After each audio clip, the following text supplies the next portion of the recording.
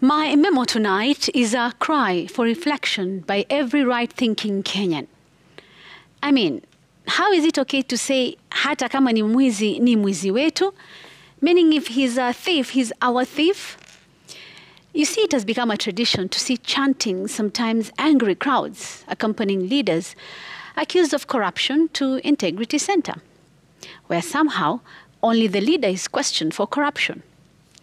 This week, the arrest of a county governor and 9 of his officials on corruption allegations, with millions in Kenyan shillings and US dollars recovered from his home, has once again exposed the bizarre display of political comradeship between the suspect and their political supporters.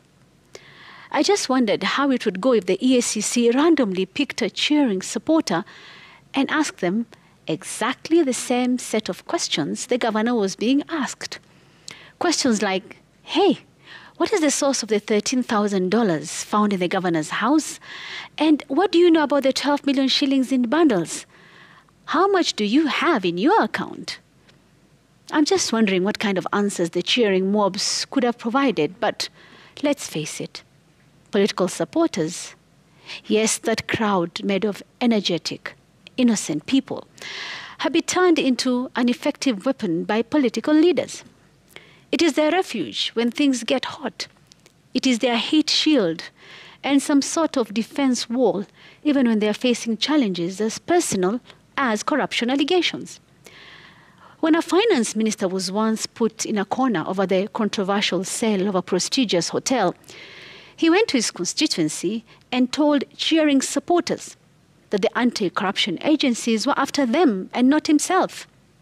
"It is you they want, not me," he said, as he walked up the crowd to a frenzy.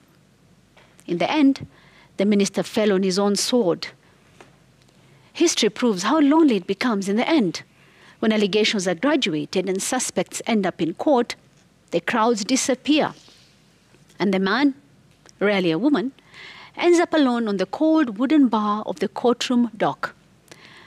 The misleading show at Integrity Center disappears into thin air as reality sinks. Back to mwizi wetu. Corruption in Kenya is nipe nikupe, a transactional dance of convenience. And citizens must realize they're not just bystanders, they're part of the equation. Every time we protect a corrupt leader with the mwizi wetu mindset, we become enablers. That mindset is the backbone of corruption in Kenya. When suspects are finally arrested, they cry foul and say they're arresting all of us. What we saw outside Integrity Center wasn't just loyalty. It was a public admission of mwananchi liability in corruption. Leaders steal, then claim to do it for the people, and tragically, many believe them. Zero tolerance to corruption is a high standard, but it means what it says. No exceptions. Yet, we've normalized the abnormal, electing and celebrating individuals with active corruption cases. We turn a blind eye as long as they throw us crumbs, a few handouts, a slogan here, a song and dance there. But corruption always has a victim. Diverted funds don't just disappear.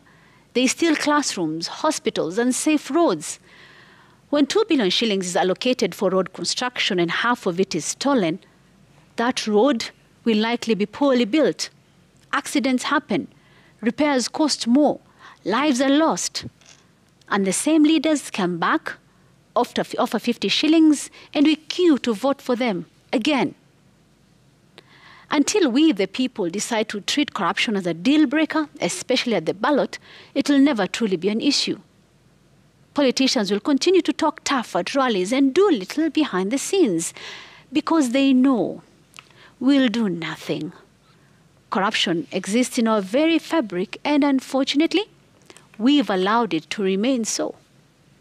And that is my memo.